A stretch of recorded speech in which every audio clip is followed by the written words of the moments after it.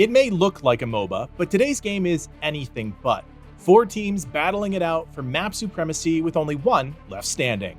My name is Codiak, this is Legacy Gaming, and today we're sharing our thoughts on a genre-bending competitive PvE game, Evercore Heroes. First off, a huge thank you to Vela Games and 47 for inviting us to a special play session of Evercore Heroes. Alongside 2 developers from the team, we got a full rundown of the game, explored a number of exciting heroes, and I'm proud to say took home a few dubs. But I am getting way ahead of myself. Let's take it back and give this game a proper introduction. Let's get one thing out of the way right off the bat. While Evercore Heroes might look like a League of Legends knockoff, and the combat plays out like a typical top-down MOBA experience, the similarities end there. Evercore Heroes is actually completely devoid of PvP. It's a competitive PvE game where 4 teams of 4 heroes compete to be the last team standing. You'll build your team from a roster of powerful characters, each with diverse skill sets that fit nicely into various roles on a team. You'll load into a map, decide on which objectives you and your team should prioritize securing first, and use those advantages to outlast the other teams during elimination challenges. If you're one of the 2 teams that manages to hold on the longest, you'll go head-to-head in a final endgame challenge, the winner seizing victory. When it comes to games like this, one of, if not the most important thing, is that the heroes are both fun to play and unique enough to stand on their own. Thankfully, the team over at Vela Games has pretty much nailed this. Because this is a PvE game, leaning into the holy trinity of tank DPS and support is not only crucial to dynamic team interactions, but also vital to the range of diverse combat encounters the team clearly has ambition to create. Tanks are the backbone of your team. They have a range of abilities that allow them to block or parry enemy attacks, taunt enemies, shield allies, and much more.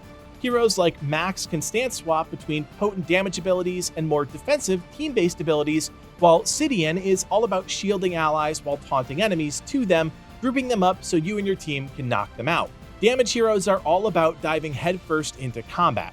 They come with potent kits that often revolve around core passives aimed at pumping up your damage even higher. Heroes like Cinder rapidly stack burning damage to accelerate his overall spell power, letting abilities like Fireball hit for huge chunks of health bar. Grace, on the other hand, is an agile mechanical ballerina who's able to dash around the battlefield and rapidly recast abilities as long as she's hitting 3 or more targets at a time. Finally, you have support heroes, vital in keeping your team alive and amplifying their already potent kits. Players that master these kits can be the deciding factor on your team, edging out a victory or waiting for that long respawn timer. Characters like Beko are built like traditional MMO healers with a number of direct heals and a powerful AoE heal that can solidify your dominance on an objective. Other healers have a bit more variety in their kit and give players plenty of choice dependent on their preferred playstyle and team needs. At some point, you'll also be able to customize the consumables and talents which augment each character's abilities, letting you adapt your favorite hero to the map and encounters you'll be facing. It's something we personally didn't get to experience during our time with the game, but seems like the right level of depth to keep things interesting. The best part about all of this, you don't have to worry about opposing teams locking you out of the character you want to play. You just have to talk amongst your own team to decide who's playing what, and given the options Evercore Heroes will have during their beta period, you're sure to find something that fits your playstyle. Arguably just as important as the heroes, especially in a PvE-focused game, is a diverse range of maps. A single 3-lane map might work in a MOBA, where consistent balance is required in a PvP game. But when it comes to PvE, there needs to be variety in order to shake up a map and provide opportunities to outplay opponents that you don't actually directly interact with. Thankfully, Evercore Heroes already has several functioning maps with many more planned for pre- and post-launch.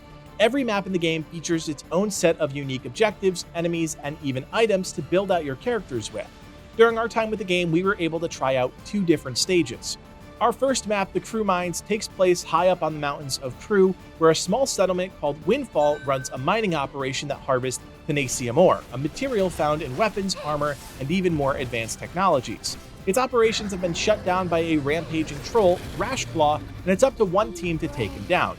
You'll find loom and gold generators to take control of, battle horns to buff your team, and events like the Contest of Fortitude and giant mini-bosses to claim powerful shards, items that give your heroes buffs. This map also features a unique teleporter system that once cleared of enemies, allows players to rapidly jump across sections of the map more efficiently. The second map we played was Moxie Treetops, a section of the roaming jungle island of Moxie. In place of teleporters, you'll find a network of zip lines that allows you to travel between sections of the map, making pathing knowledge a must here.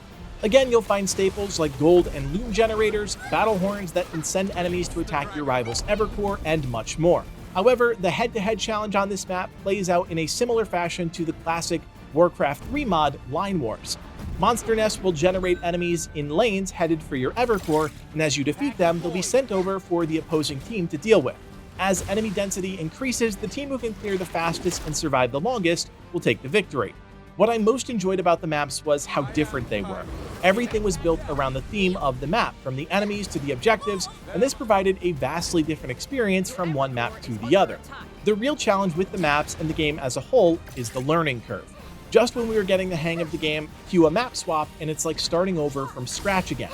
Of course, that's the case with any game, and there's always going to be some sort of learning on the player's part. With so many options, it can be overwhelming to figure out where and what to do first. There's also another map that we currently know of, Hard Frost Harbor. What was once a bustling port town of Heart Rock has completely frozen over, preventing all ships from docking and cutting off the now desperate population from vital resources. We aren't sure what the objectives and head-to-head encounters will entail here, but we are excited to eventually find out. Every map in Evercore Heroes plays out in largely the same way. The overall cadence doesn't seem to change, but the encounters within each map definitely force a team to shake up their strategy. When beginning a map, all teams will spawn in and make their way to the town that holds your Evercore, fighting off packs of monsters on the way. Monsters reward gold and experience, vital in both leveling up your heroes, progressing their abilities, as well as providing you the coin needed to purchase items to further enhance your character. Each town will feature the Evercore, a general shop for basic items, and a healing fountain. Everyone's Evercore starts out at the same health, but through various loom challenges and capture locations on the map, you'll be able to increase the overall health of your core. This is vital because 2 times throughout the match, teams will need to make their way back to town to defend the core from an endless wave of enemies. The assault on the Evercores only ends when one team fails, thus eliminating them, so it's monumentally important that you spend your time prior to the siege event clearing objectives and making your heroes stronger. All objectives on the map will either reward gold, XP, shards which power up your hero, or even opportunities to disrupt the progression of rival teams. Crucible objectives require your team to destroy a monster nest as quickly as possible, with each passing second spawning more and more enemies that can quickly get out of hand. Battlehorn objectives will sound a battle horn and spawn a massive wave of enemies over a limited window of time. The more enemies you defeat during this window, the more resources you earn from the objective. Gauntlet objectives will force your team to stand their ground as monsters collapse in from all directions. The more heroes you manage to keep on the objective markers, the faster the objectives will progress for your team, and more enemies will focus in on trying to drive you off. Finally, you have generators that simply provide your team with a steady income of specific resources over time, such as gold and loom. You'll simply need to clear these objectives of monsters to reactivate them. These objectives and more will all be color-coded, so you know what rewards to expect, allowing you to plan and prioritize which ones your teams need to take first and in what order. There's also a secret shop that randomly spawns around the map that contains some of the strongest combat-altering shards in the game, but each one comes at a high price. If you're smart and save your gold, as well as lucky enough to find the secret shop, it might be worth it to pick up one of these items. Once 2 of the 4 teams are eliminated, the remaining 2 teams will enter into a head-to-head event to determine the winner of the match. This can be a long boss fight with various phases and intermission mechanics, or a more straightforward survival element that puts your team's composition and progression to the test. As I said before, we were lucky enough to have the developers round out our team of 4, and thank God for that, because trying to wrap our heads around all of the objectives and markers on the map was a new player's worst nightmare. We came to realize quickly that having a shot caller, as the developers call them, is really vital to a team's success. Someone has to run point on laying out a roadmap for success, choosing objectives, and coordinating your team. Evercore Heroes isn't the type of game where you can just split up and run over enemies. You'll lose, and lose quickly. You'll need to master the art of coordination, and it all starts with understanding what objectives are available on the map and what ones you should prioritize. Overall, the game is in a good place, and during our hands-on time, we didn't experience any major issues, and that's saying something considering each round has 16 players all in their own instance of the same map. From a technological standpoint, it's kind of impressive. That being said, the game isn't perfect, nor should it be, considering it's launching into closed beta. One of the major issues with the game is the lack of hit feedback and sound effects. The kits on the characters we played were great, but when it comes to using their abilities, and even their basic auto attacks, there were a number of times where it was impossible to tell if our attacks had even gone off. There needs to be more in the way of auditory and visual feedback to make each attack feel more meaningful to the player, as well as recognizable in the heat of combat. From a support perspective, there's also a serious lack of quality of life flexibility.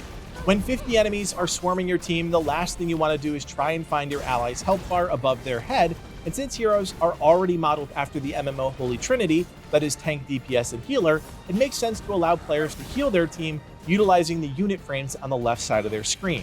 As a former MMO healer, the lack of this feature really drove me bonkers. I'd also say the game's lack of a new player experience could be a huge problem for the long-term success of the game.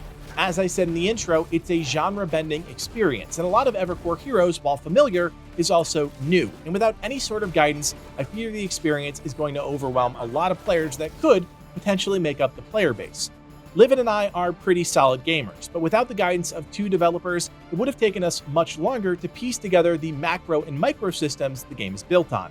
I did express this concern to the developers directly, so hopefully they take it to heart, because Evercore Heroes has the potential to be a very accessible game to more casual players that don't like the bloodthirsty nature of PvP.